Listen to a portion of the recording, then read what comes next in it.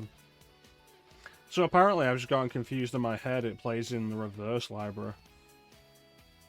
Not the regular library.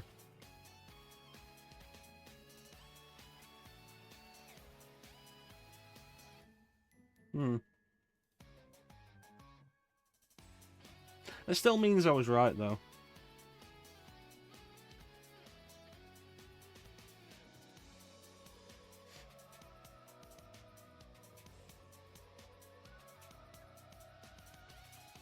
I was made less right when I said long library, though.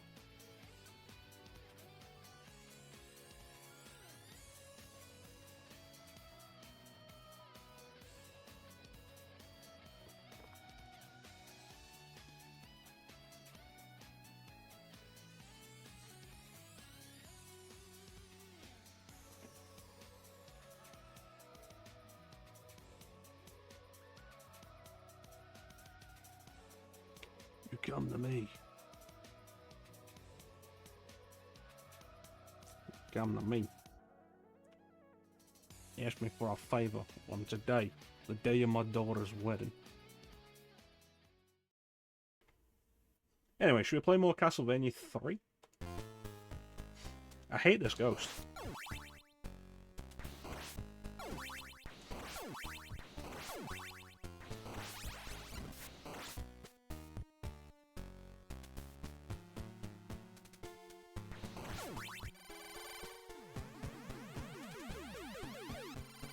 Yeah, I want the power for Cypher more than Trevor. Meat.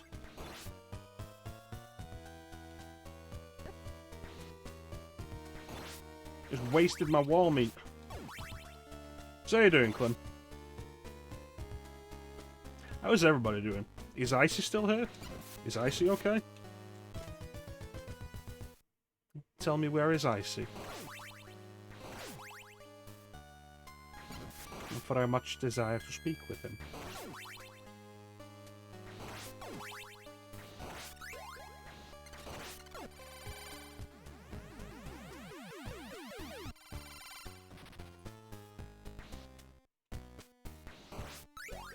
I see had a Digimon evolve. Excellent. Good for him.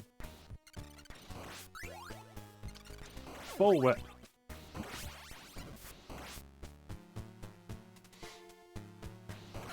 One day I'm going to do a Digimon game on stream. Not sure what Digimon game it'll be, but there'll be one. In all honesty, chances are it'll be a Cyber Sleuth.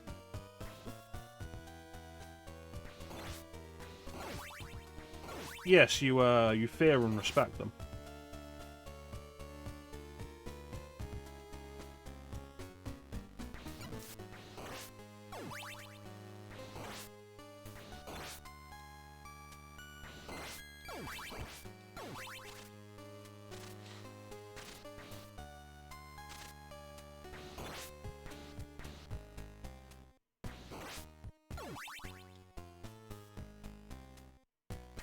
Up yours, ghost.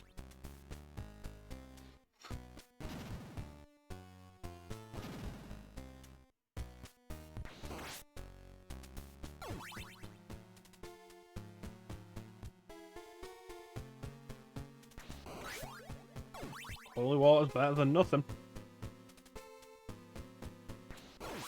Piss off, ghost.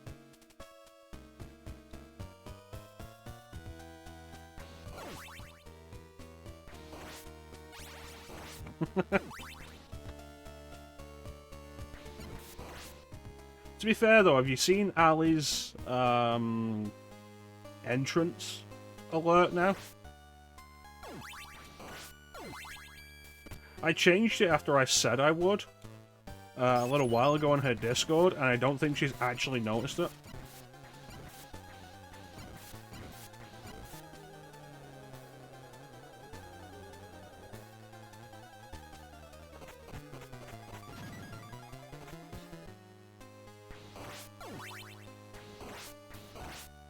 Yeah, I'll take that cross.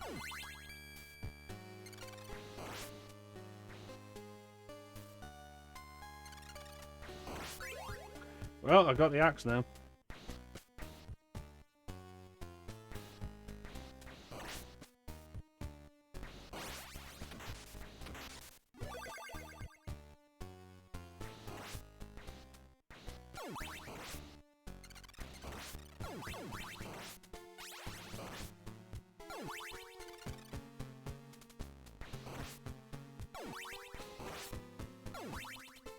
Have you seen the updated alert for Ali when she enters the stream now? 'Cause I changed it after I said I would on her Discord. And I suppose if you want to see it today, you'd have to get her in the stream.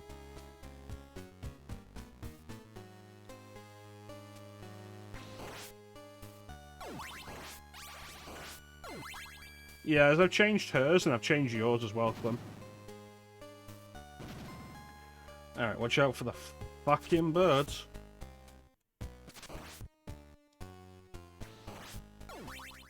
Alright, now watch out for the fucking ghosts.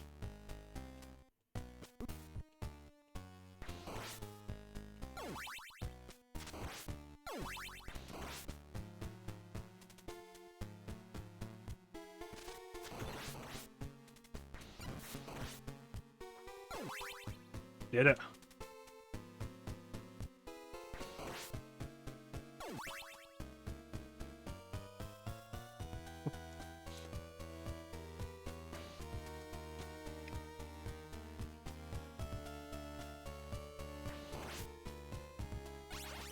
Alright, we're finally gonna get past this level, people. We're gonna do it.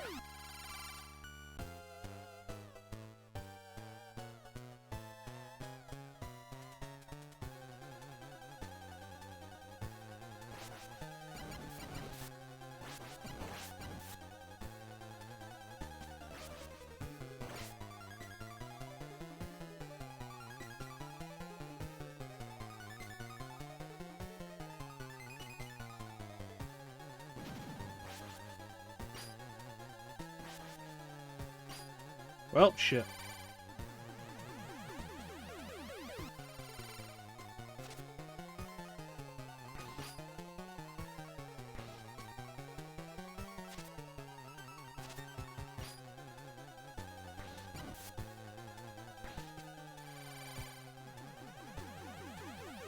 Can we get this to target the barrel?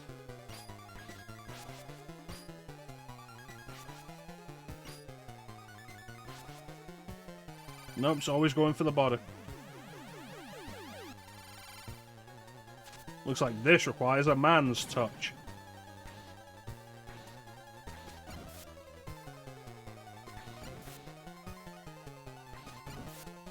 That was stupid of me.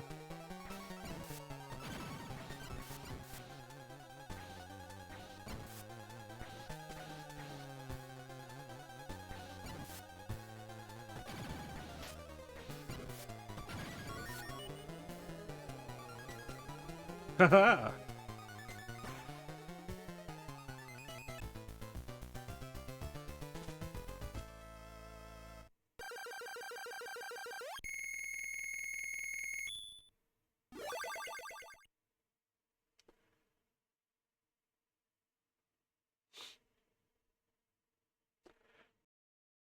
Alright, now we're gonna climb the tower to the bridge.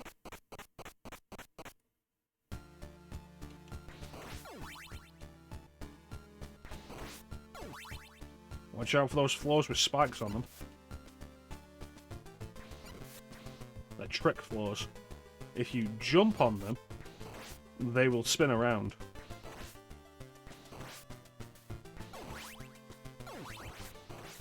And it's exactly why the bone pillars are here. To knock you back on them. And if you land on them from knockback, they will flip around and it will fuck you.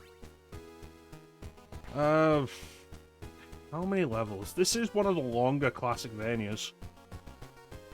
Bear in mind, we haven't actually reached the castle yet. 12, maybe?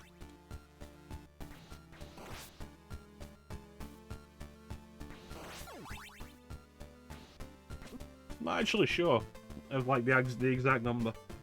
Like, I'm not sure how many levels are in Super Castlevania 4 either. Because, like, after, I think, stage 8, they start counting them in letters. And it's like, I'm not doing the conversion on that.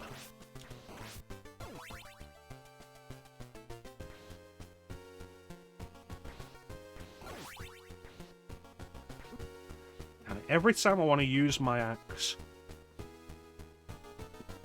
I'm near stairs.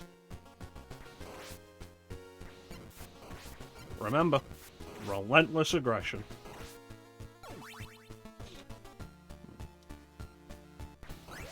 Ooh, cross. Yeah, you'll know we're getting close to the end when we take on, like, death.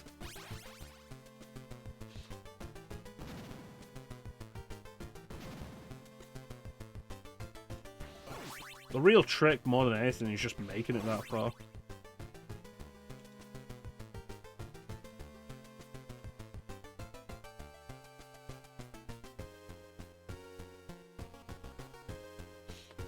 And it's doable. Like, the game has unlimited continues.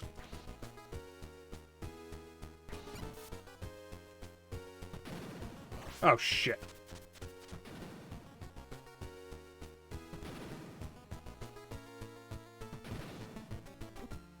Oh, you bastard.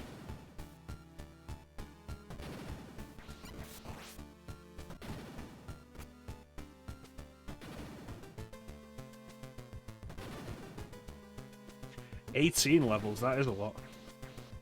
No.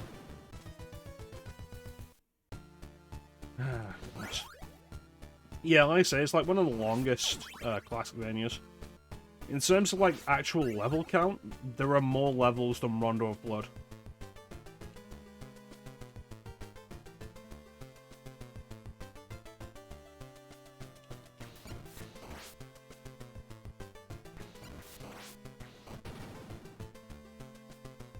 So this is a point that you can absolutely get some complaints about.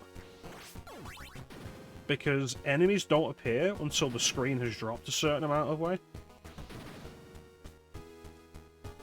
And, like, you can absolutely be in that position before the screen's gone far enough. Like that.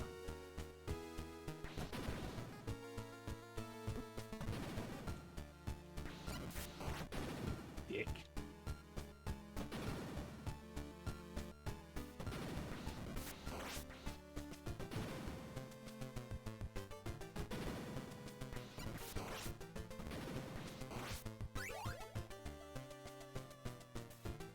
Yeah, even with Rondo of Blood's alternate stages, and its 2 stage paths, this does work out to more levels.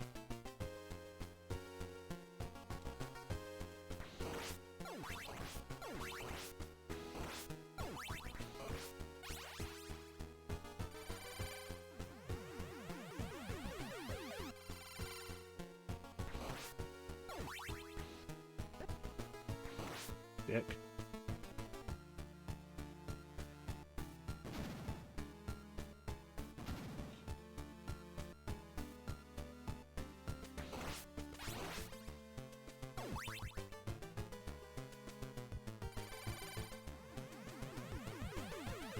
The holy water's not going to help me this one.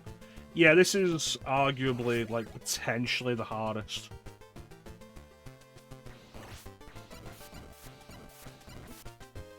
And, like, you saw how much trouble we had on the last stage. And bear in mind, like, I'm very close to just getting a game over. I'm 1 death away from a game over and restarting this stage. And there's that set of enemies over there that I've got no good way of defending myself against.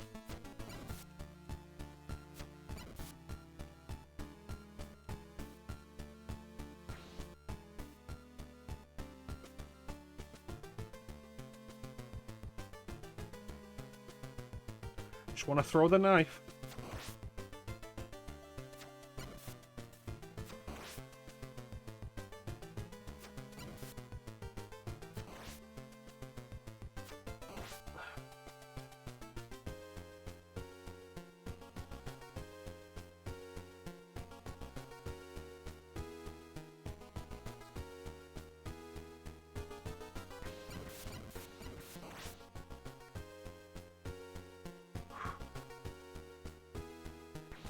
Well, it's stuff like the usual NES difficulty. Like, games were generally a lot harder back in this day.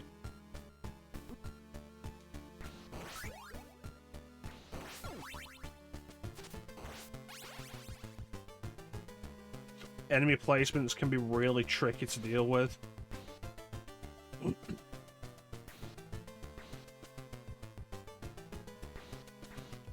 I know this is a boss. There we go.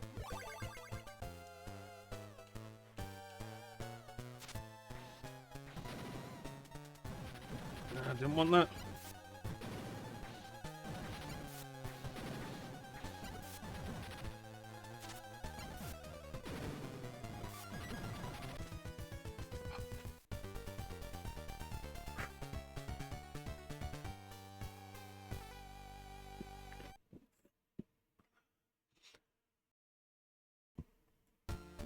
A significant part of classic Castlevania's difficulty was always the stiff controls. It's a deliberate part of the design mechanic.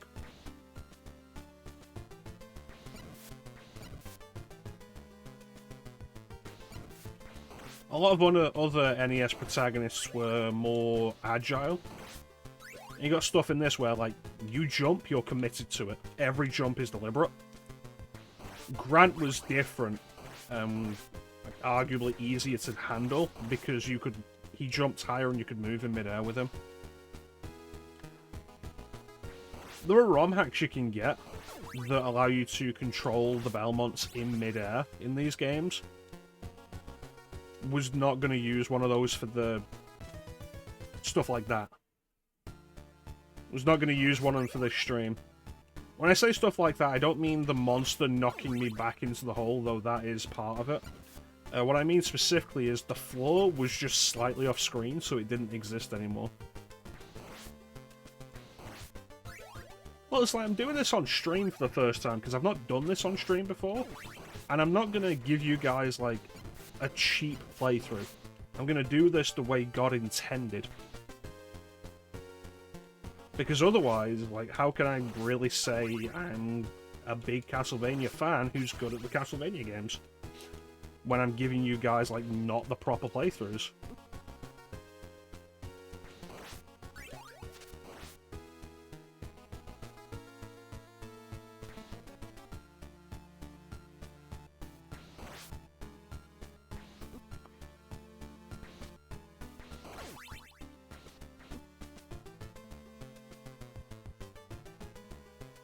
Yeah, pretty much.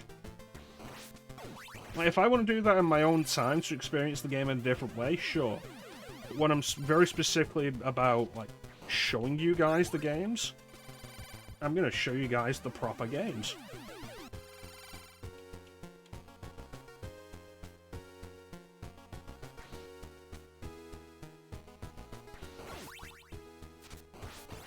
Double whammy.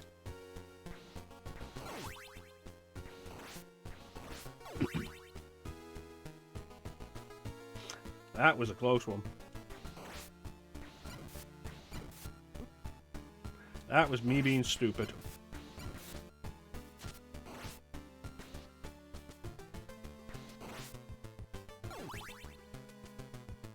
To be fair, I don't necessarily agree that playing Ninja Gaiden on hard is the intended experience. The self-destruct sequence has been activated. Repeat, the self-destruct sequence has been activated. This sequence may not be aborted. All employees proceed to the emergency car at the bottom platform. Alright, let's see if I can, like, do this level before the ad starts. Fuck.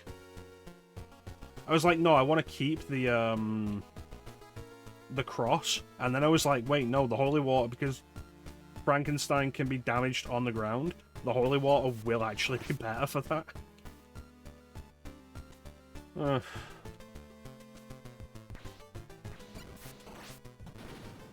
Here we go.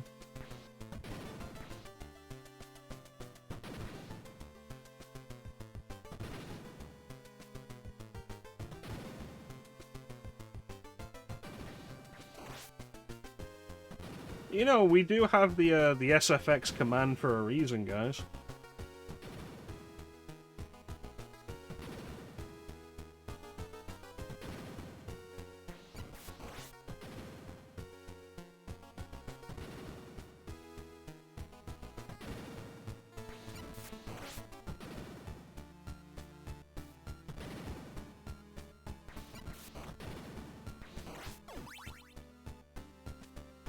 I want to clock up the chat. That's fine.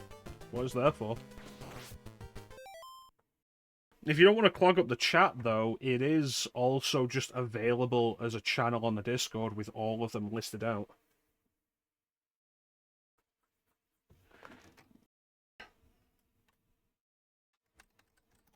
I've come here from nowhere, across the unforgiving sea.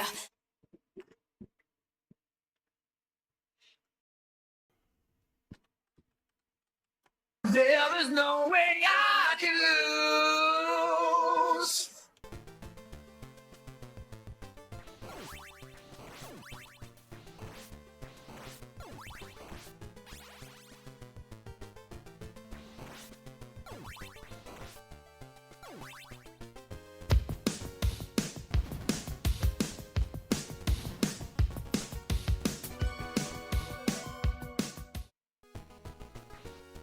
And the funny thing is, if you play the other Aha,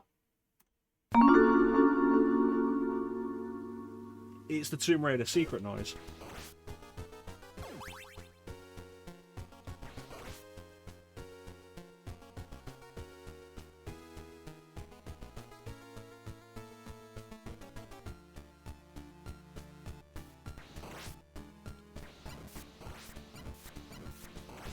Relentless aggression. It was the best of times. It was the blurst of times. You stupid monkey. Look, I don't know how to get rid of the cooldown. Okay, so I did it for you.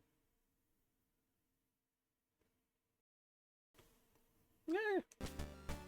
You can still play games yourself if you join the Discord, Peach.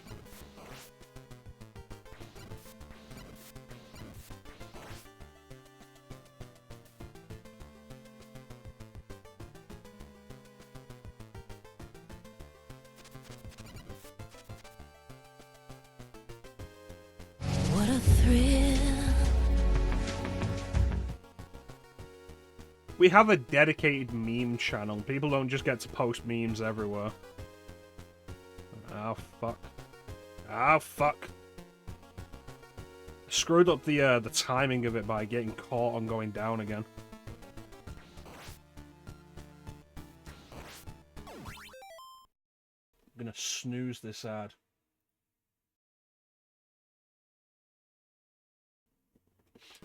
Because I want to like, go for the... I want to go for the fucking... Christ. Down here again. I have everything I needed to do that goddamn Frankenstein fight.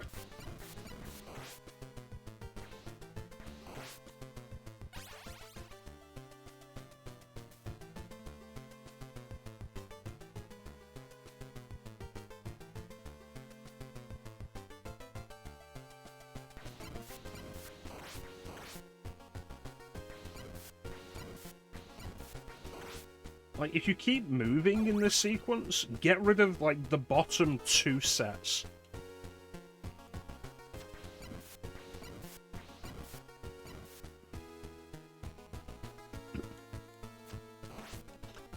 And, like, if you then keep moving, the timing of it all will keep you above, like, all of the fire rates.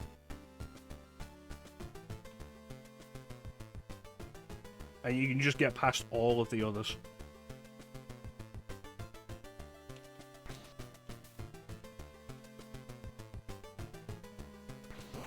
Goddamn birds.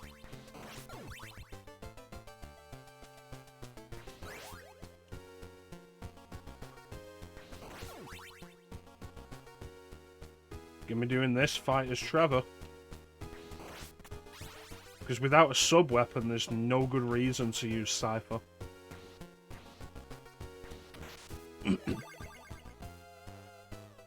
Well, no, but this is a video game, Clem.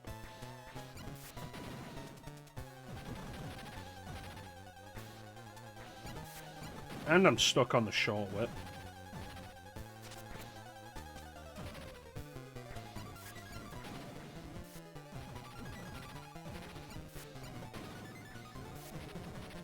Yeah, eat it, bitch.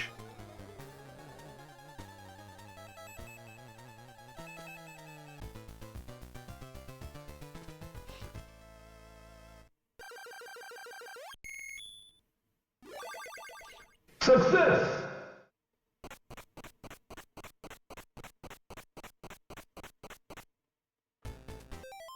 Alright, now it is time for the... You are worthy.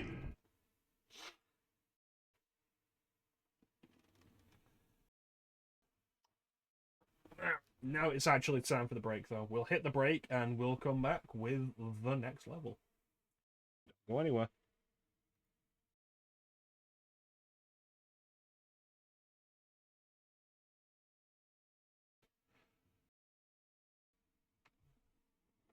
Oh, goodness.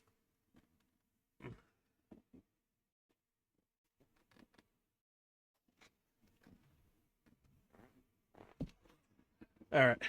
I'm gonna kill myself. Because I have no lives left.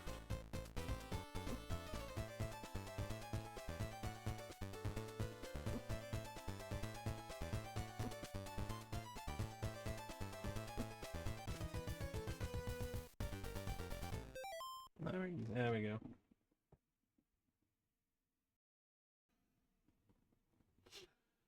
Is there anything going on? Let's check the Discord, actually, and see what Clem's posted. What the Hazard has posted. There it is. There's my Discord. Oh, I've seen that, and it's like, eh. I'm not into, like, a lot of what the Dagmas stuff is.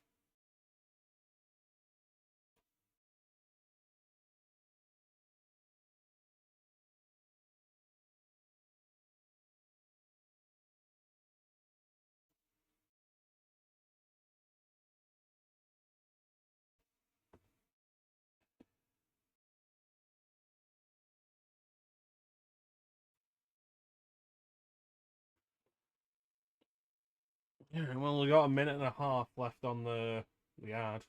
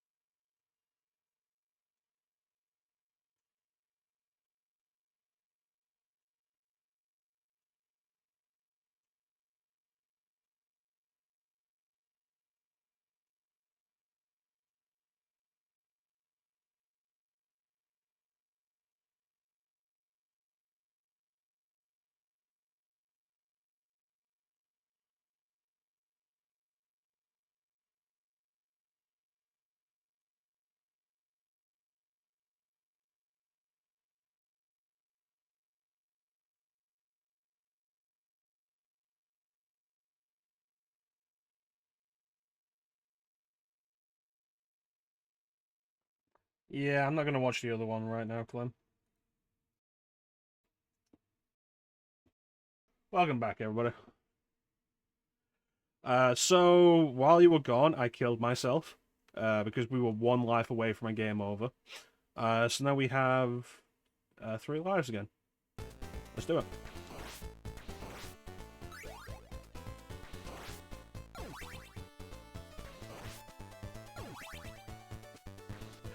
We're on the way to the castle. That motherfucker.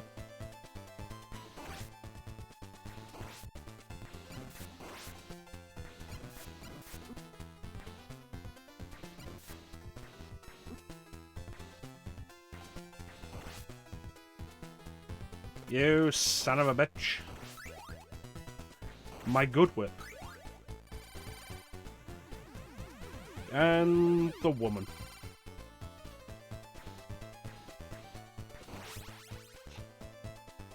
Welcome back, everybody.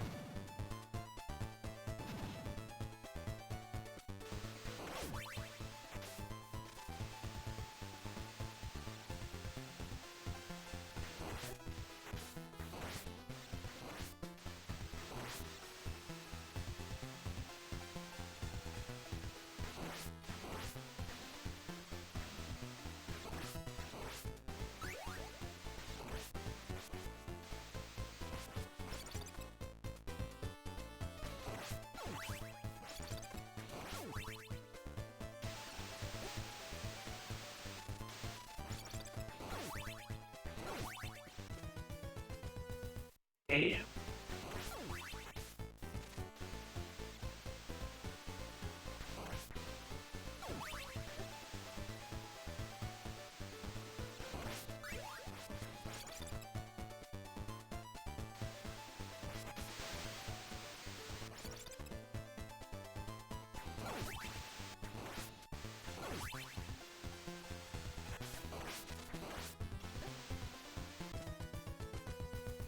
These motherfuckers.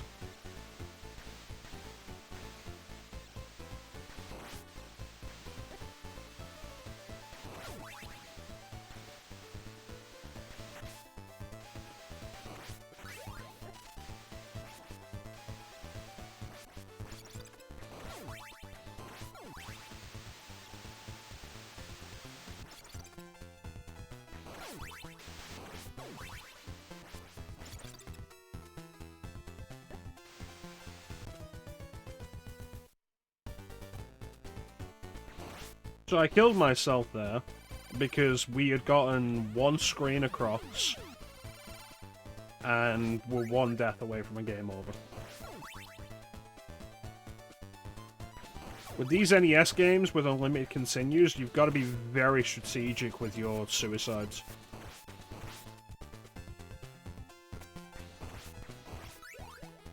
Remember what System of a Down said? I don't think he trusted my self-righteous suicide.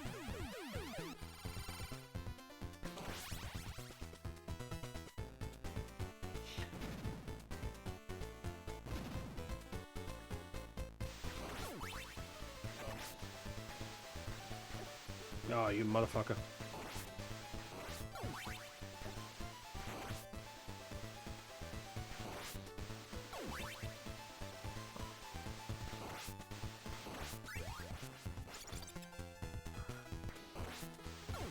Oh, I wish that lasted longer. Cool, why didn't that freeze the water? Not fond of how inconsistent that is.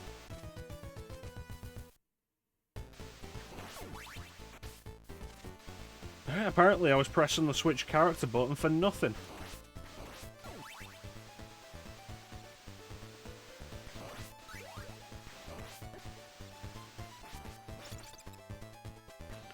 Like, there's no rhyme or reason to the water freezing or not freezing when I cast a spell. It'll do it when I'm in the air, it'll do it when I'm in the water, or it won't.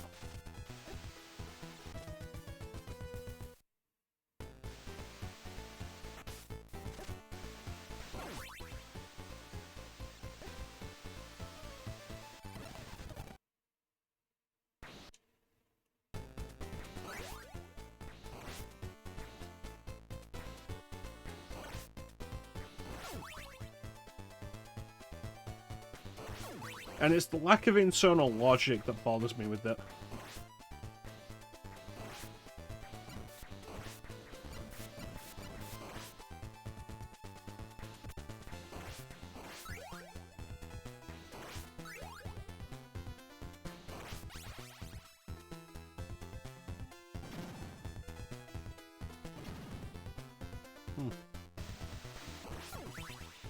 Alright.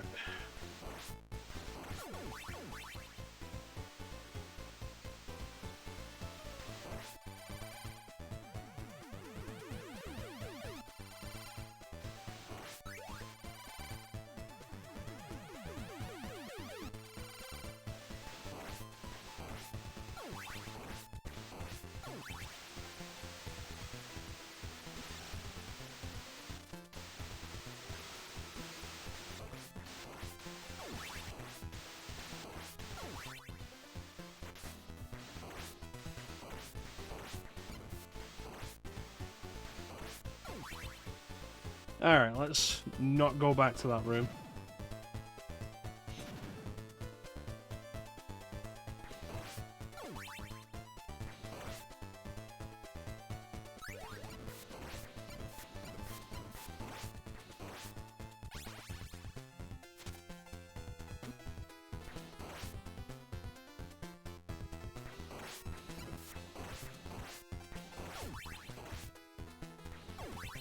Yeah, give me some wall meat. No. We're almost to the castle. And then everything will be okay forever. It won't, the game's gonna get fucking harder. I'm not going over there for the knife.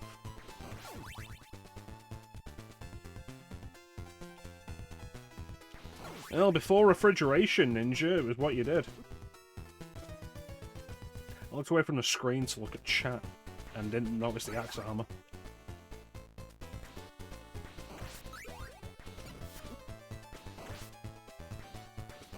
Yeah, before refrigeration, you either salted your meat... Fuck off! Fucking cock. You either salted your meat, or you stuck it in the walls.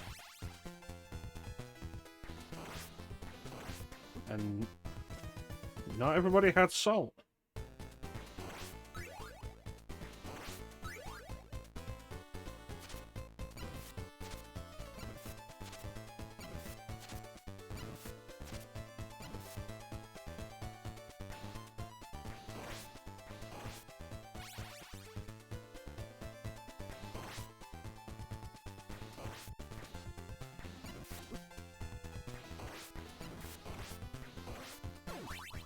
Really don't like the short whip.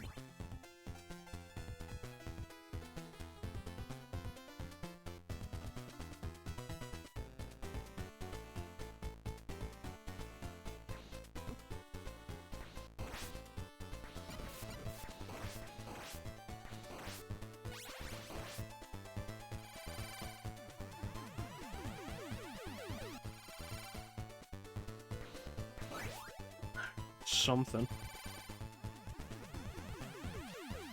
Nope. Interesting thing, though, talking about the health. One of the reasons to play the Japanese version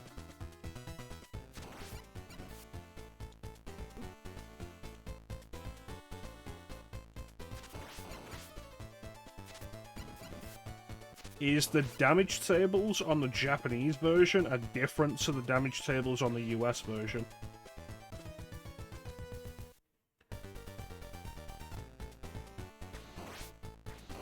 In the US version, enemies will do more damage the further into the game you get, even if it's the same enemies you've seen earlier in the game. In the Japanese version, enemies will always do the same amount of damage. And early in the game, it means enemies are doing more damage than they do in the American version. Later in the game, it means you're coming up against enemies that do less damage than in the American version. But it ultimately adds up to the American version being like less well balanced.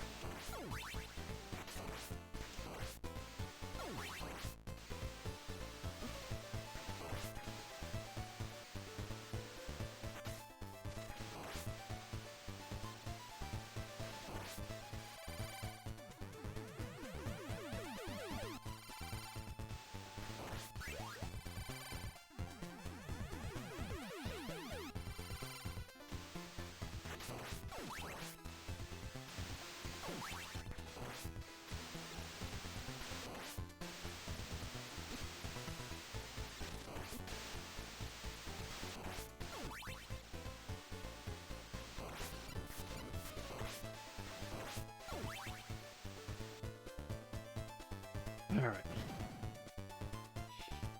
Just keep on moving.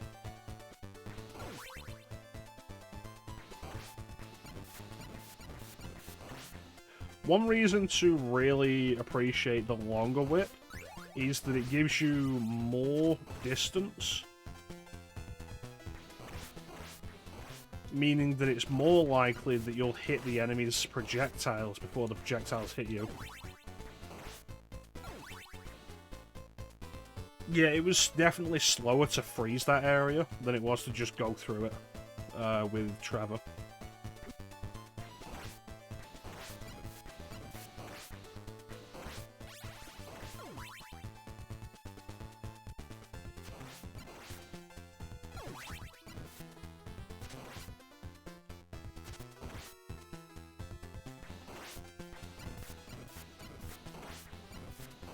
There we go.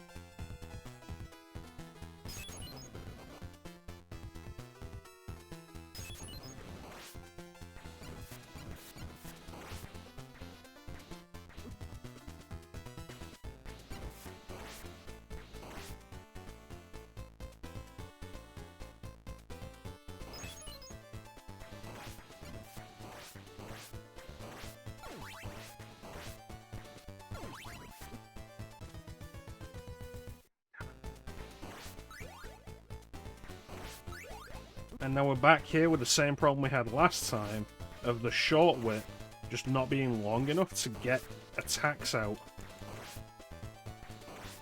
And also destroy projectiles.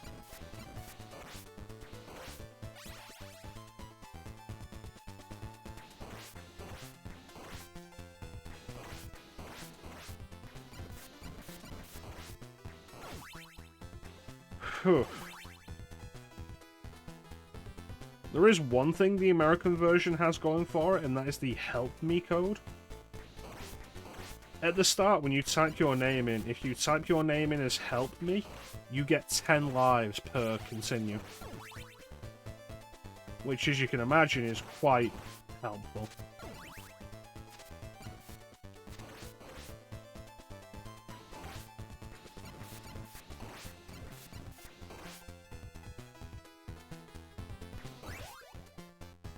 Gives you more chance to get through the stage before it sends you back to the start.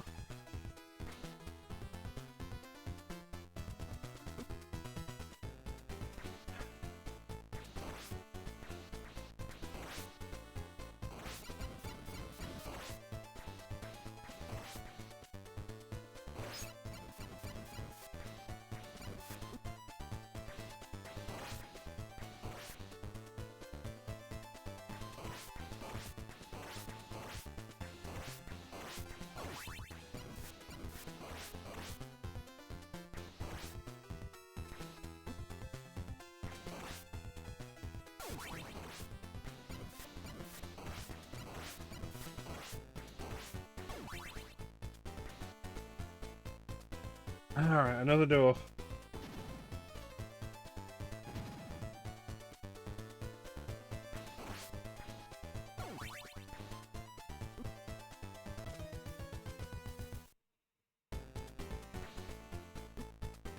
Fucking piece of shit.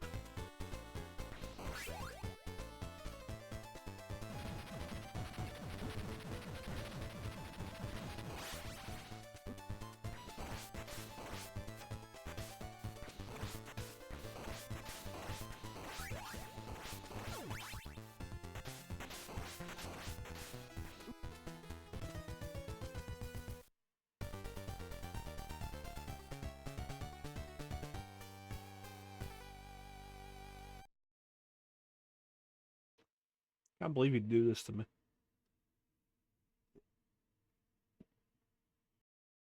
Alright, it is 22:41. No! No! No! No swearing. Okay, it's just turned 42, so we'll say no swearing until 47.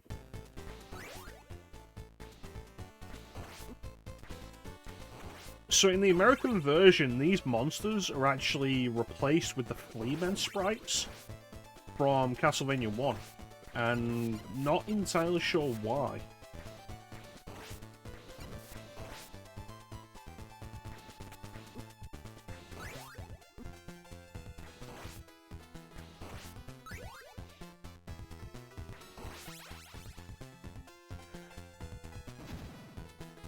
Like this game, and I think Dracula X are going to be the hardest challenges of Castle-Day-nia.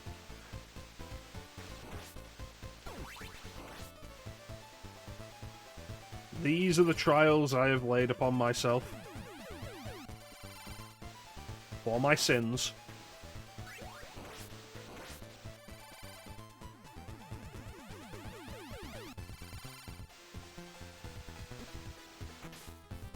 I feel like they become visible way too late.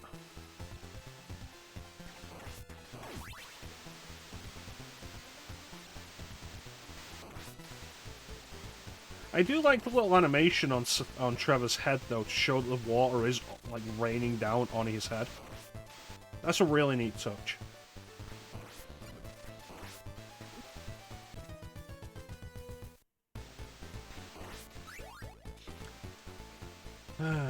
This is where I die. They'll bury me here on the bridge to Dracula's castle.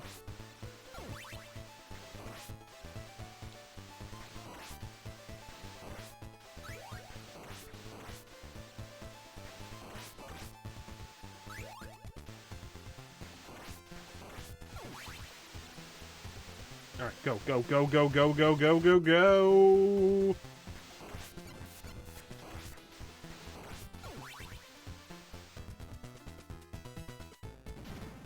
Alright.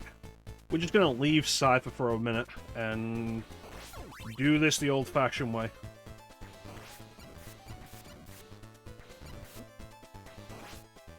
If I'm whipping when it throws the axe down at the bottom, I cannot crouch down fast enough to intercept it.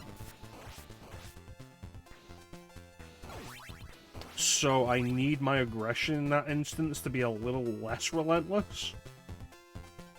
But also, like, the relentless aggression is the best tactic.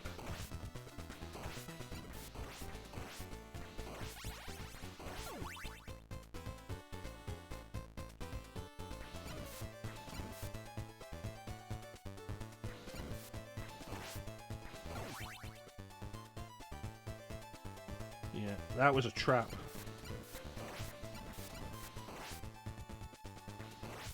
If I'd have jumped down the stairs, I would have gotten hit right there. Anything good? Ice. Not really.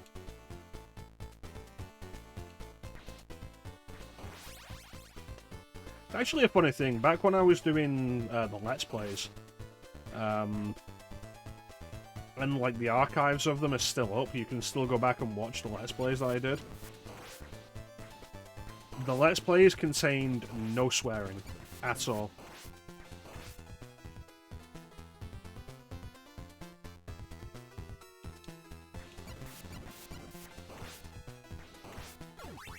Even when a game really deserved to be sworn at. Go away. Let me tell you, there are some games that deserve to be sworn at.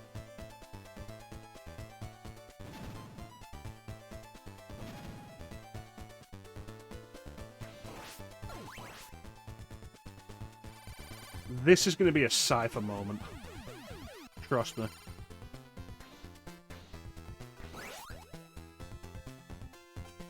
Well, it's less of a Cypher moment now.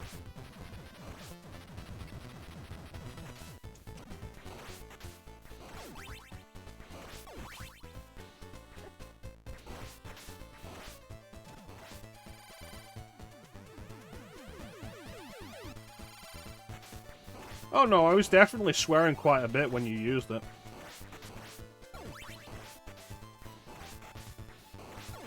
As, like, is my God-given right. I'm very disciplined. I can be very disciplined. It is also now 47, so I did it. As was expected. I've never actually failed no swearing. I don't even have a forfeit set up because I've never failed it.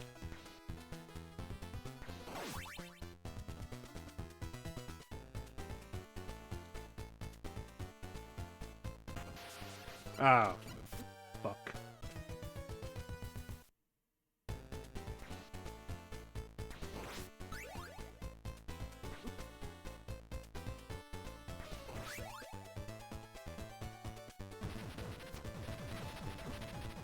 No, no!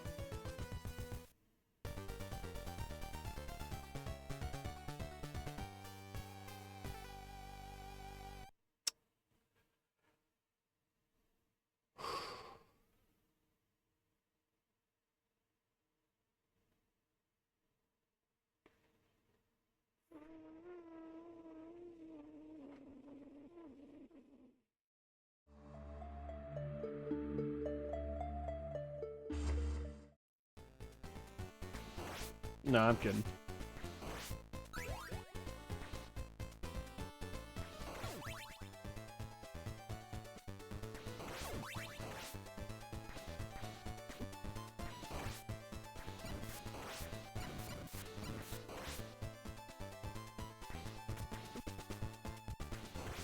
One thing to always keep in mind while I'm doing this. Teak beat this game on stream. I can beat this game on stream. To be fair, I maintain that, like, anybody can beat this. It's just about tenacity. The unlimited continues absolutely gives you the viability of finishing this.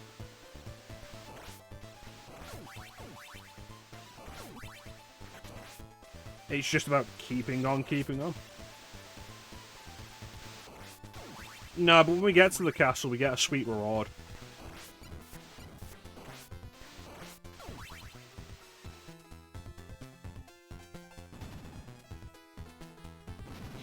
What was your thought process with Revengeance Ninja?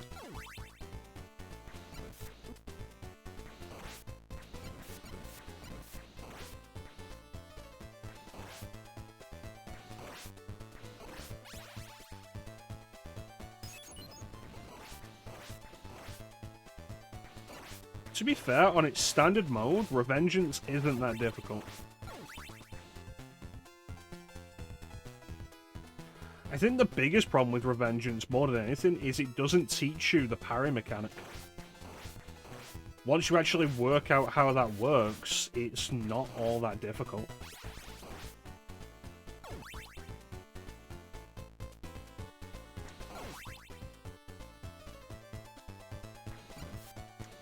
Yeah, the game never teaches you it. And I remember, like, back in the day when I first played, I remember playing the demo and really not enjoying it because I didn't understand how to deal with it. And the game never really tells you. And it's like, ask me how to do the parry and I will give you an explanation that will absolutely make it easy for you. Like, trivial.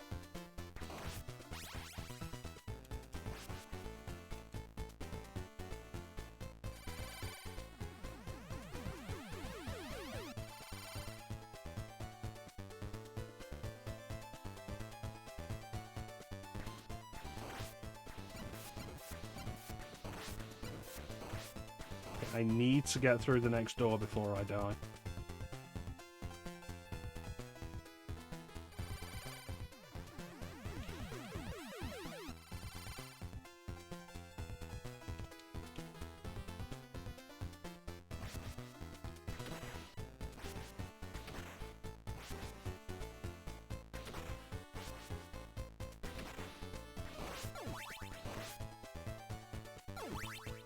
Come on. Better.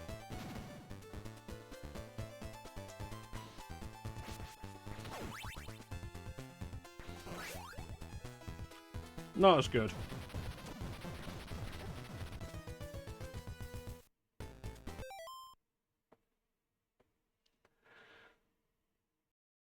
Honestly, like, there's like two things worth knowing with Revengeance. To parry, whenever an enemy flashes there's like eye flash red, you hold in the direction of the enemy and press attack, and Raiden will like put his guard up. There is a timing to it, but the timing is very generous. When they do the yellow flash, you cannot block that. But there is an upgrade you can get in the shop to dodge. And that dodge will help you for those attacks. And then that's it. Everything else is just learn as you play. Those two things are all you really need to know to begin with. And the game doesn't really tell you or teach you.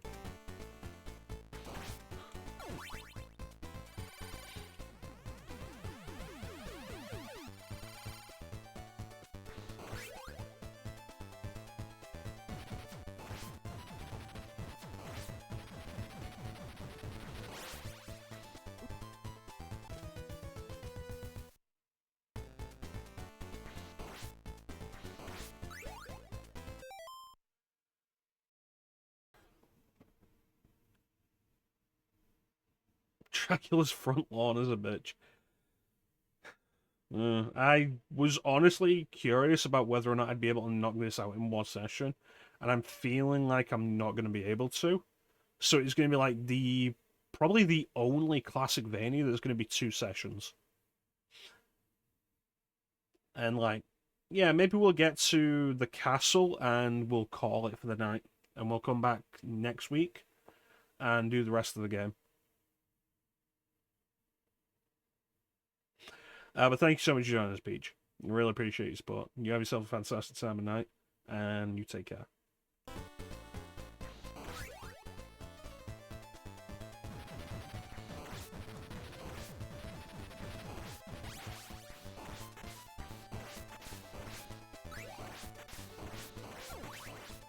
Honestly, though, like, beyond this, the trouble isn't even how much longer the game is. It's how much longer is it going to take me? Because particularly while I'm going into this and the original Castlevania, and to an extent Castlevania Dracula X, the thought I have in my head is it took Teak like 4 hours to beat Dracula in Castlevania 1. And there's all the chance in the world that that'll happen to me.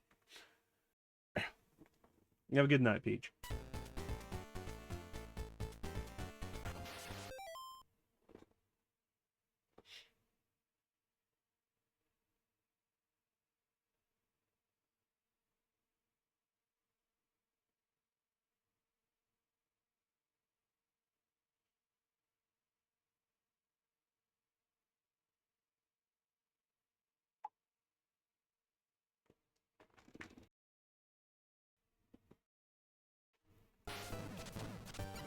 Ah.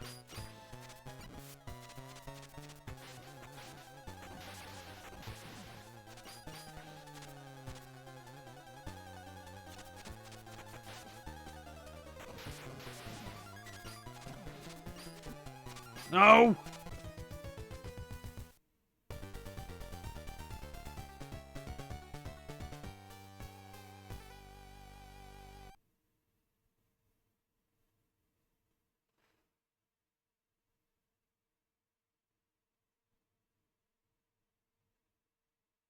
Damn.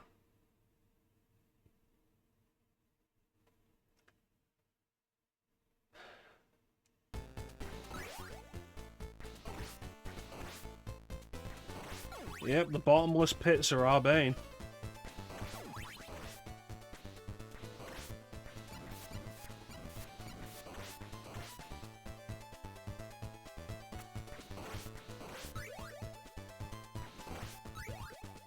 Like, more than anything else, it's always the bottomless pits. And it's why knockback is such an issue for a lot of people when playing these games. I take it as something I have to deal with when playing these games. other people will take it as like a reason not to play these games. But it's worth remembering that Bloodstained Curse of the Moon, a game that very specifically calls back to this game in particular, has two modes. Veteran, and I think they call the other one Casual.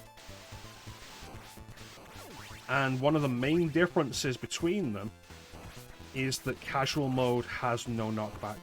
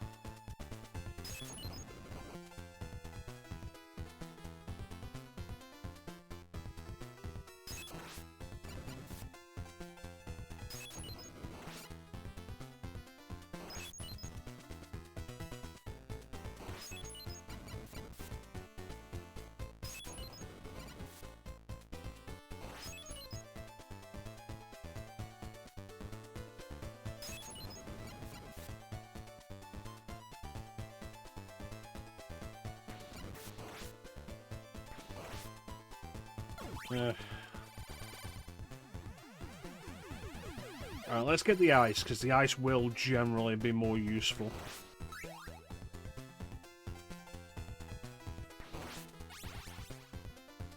Like, not even kidding, the ice is one of Cypher's most useful abilities. When it actually hits.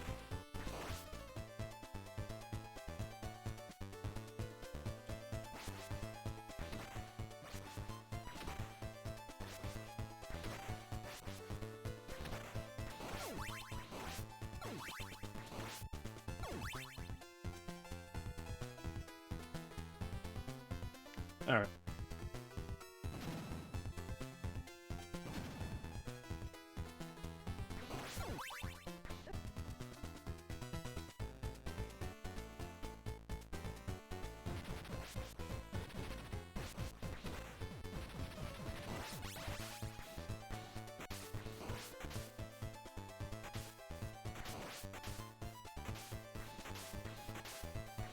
No!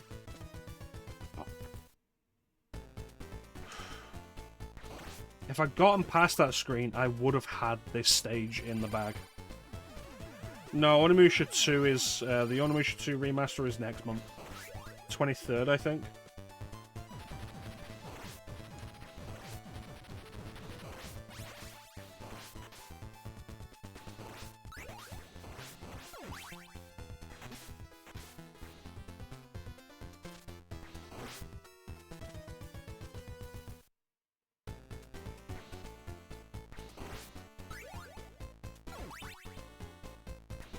Yeah, I'm replaying Onimusha 1 at the minute.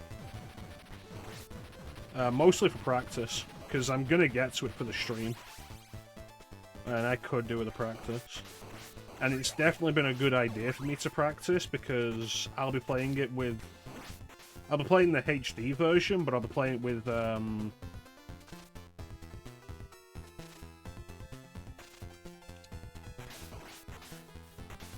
original controls. And, like, the tank controls while targeting enemy are a little tricky to get used to.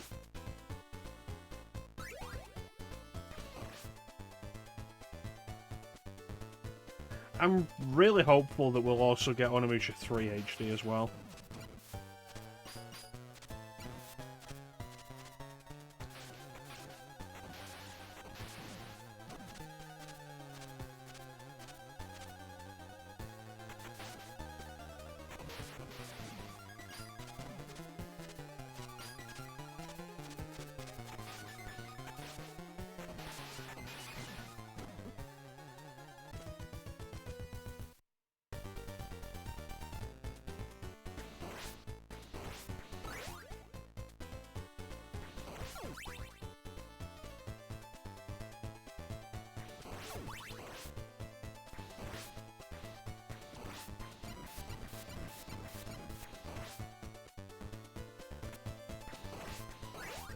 Because like a lot of people have Onimusha 2 as their favorite.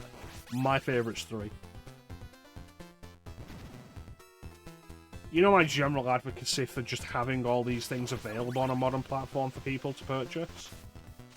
And so, like, yeah, I want Onimusha 2 to get a proper remaster as well. But I am really personally hopeful for 3.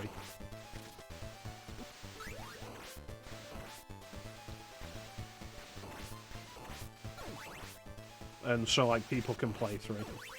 I can play 3. Oh, Ninja, let me tell you, 2 and 3 are so much better.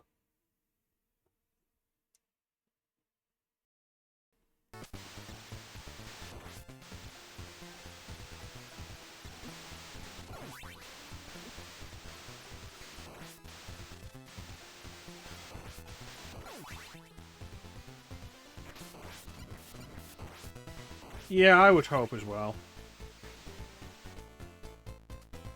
The new game being announced is the only reason they'll have done Onimusha 2 HD.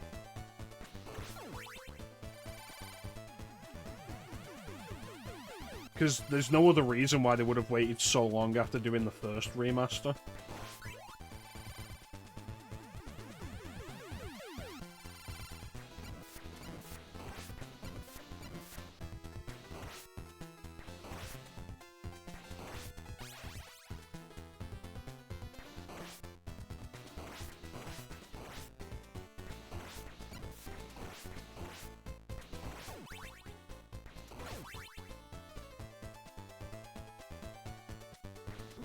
I don't think it was so much as, like, because they were doing a few things around that point. They did the Devil May Cry HD collection. Street Fighter 30th Anniversary collection came out not that long after. They were doing a few remaster stuff. Darkstalkers Resurrection had happened.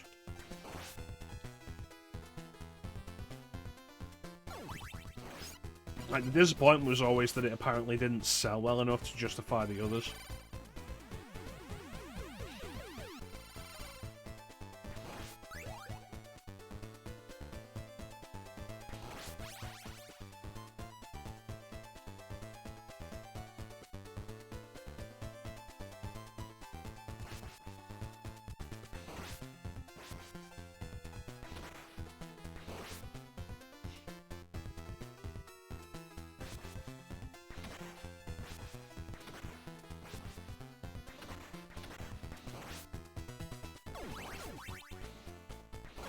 Yeah, let me tell you, if you enjoy Onimusha 1, Onimusha 2 is better. I think 3 is the formula of Onimusha 1 perfected, because 2 does some other things. 2 is a little more varied in what it does. I think 3 is the idea of 1 perfected. But 2 is really strong, and there is good reason for it to be people's favourite.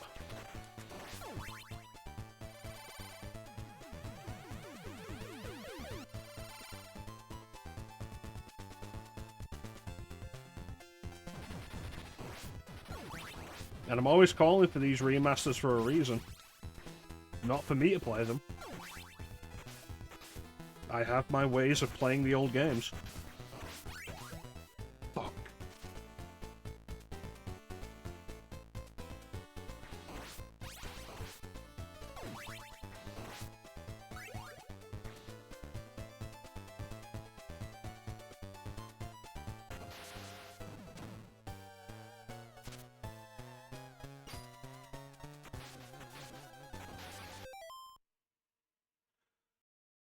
I mean, you still could.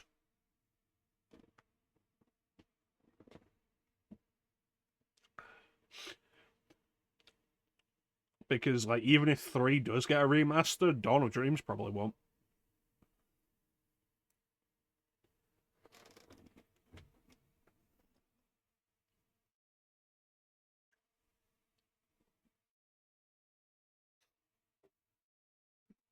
I mean, like, we're talking about PS2 emulation, really. And, like, it's worth having PS2 emulation set up for like numerous things, just generally.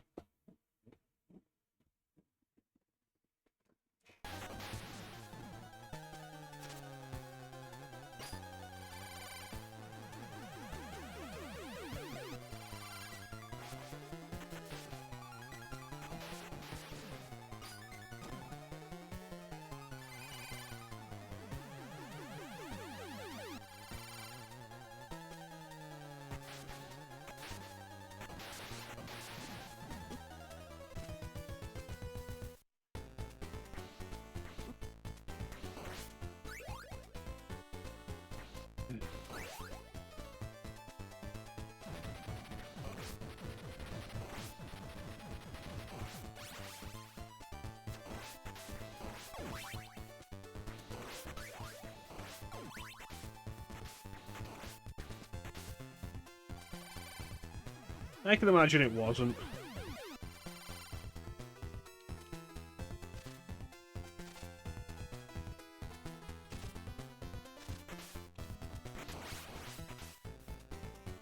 Why is that money for Cypher but a knife for Trevor?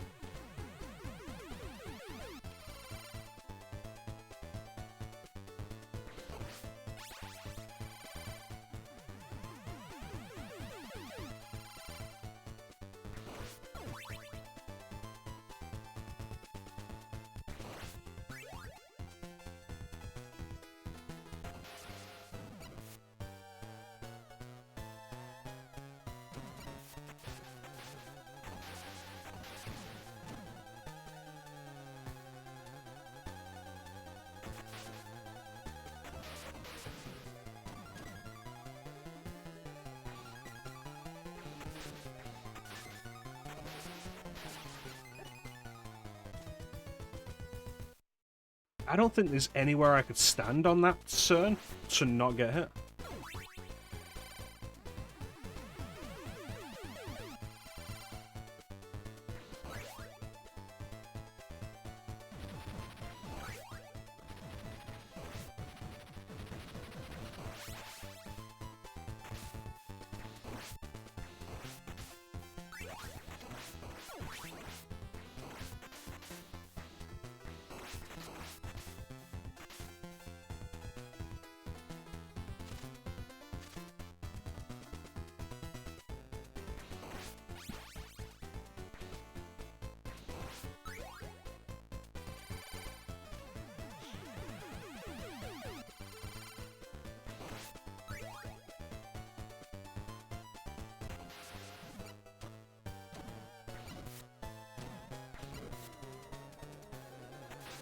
There we go.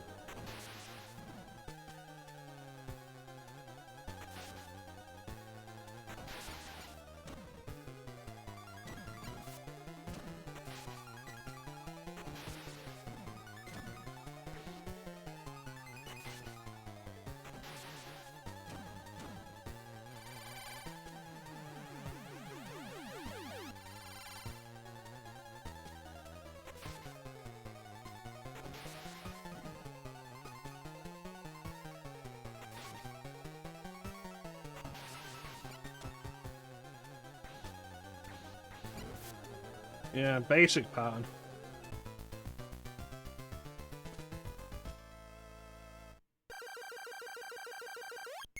The trouble is staying alive long enough to figure the pattern out. Here it is.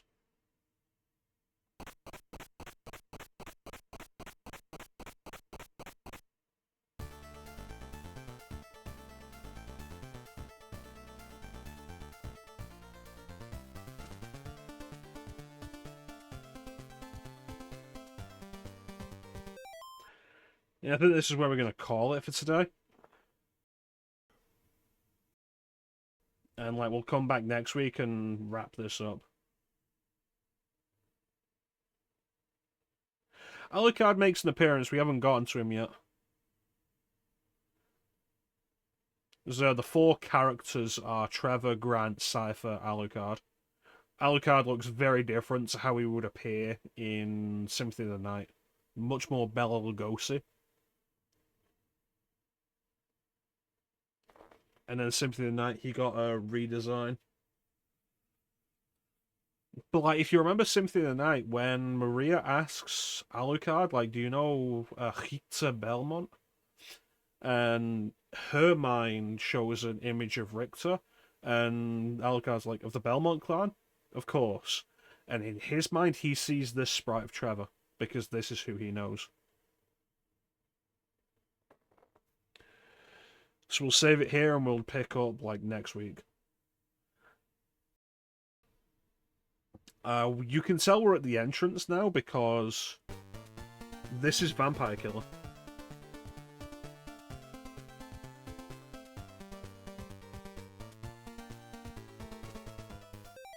In the soundtrack, it is referred to as Deja Vu. This specific version of Vampire Killer is called Deja Vu. But yeah, I want to thank everybody for joining the stream. I always really appreciate the support. Big special thank you to everybody in the chat. Chat is always the best part of the stream. Ninja, Chance, Peach, Clem, Icy. Believe that was everybody.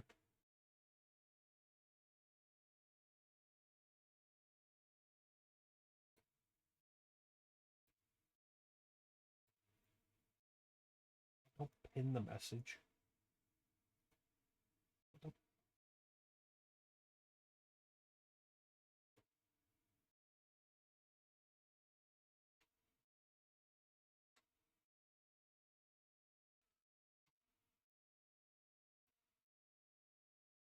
Yeah, I believe that was everybody. Thanks so much for joining me. Keep company. Chat is always the best part of the stream. I believe we'll be back on Wednesday with more Tales of Vesperia Definitive Edition. Akumajou Densetsu will continue and conclude next Monday. Where we'll go through the entirety of the castle. And it's going to get harder, so like, look forward to that.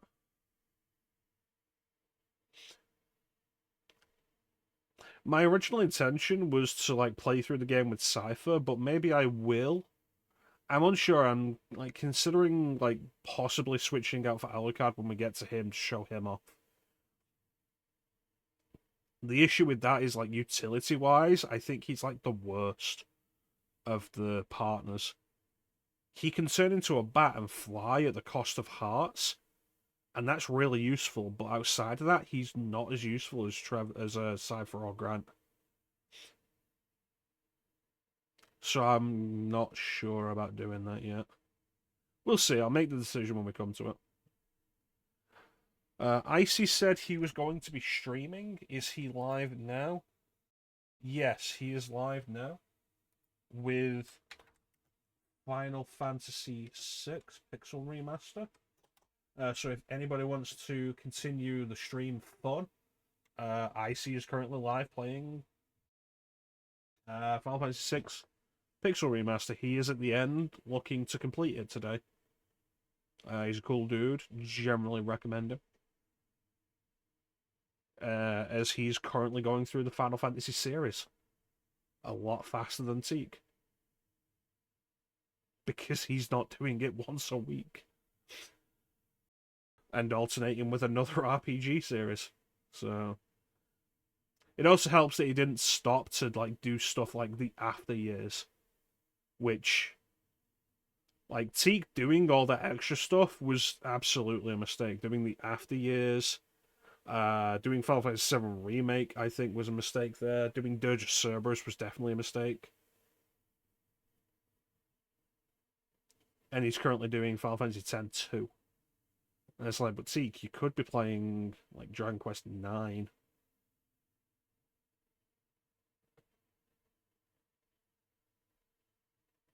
But Teak stream what you want to stream. That's always what I say. It's always the point. If you're not enjoying what you're doing, what's the point? But yeah, like definitely check out Icy. Icy's cool people. But yeah, back on Wednesday with Tales of Symphonia. And that's pretty much it. So there's not really anything else to say except thank you all for watching. Have yourselves a fantastic time of day. And we will most assuredly kick Dracula in the dick next week. Take care, everybody. Bye.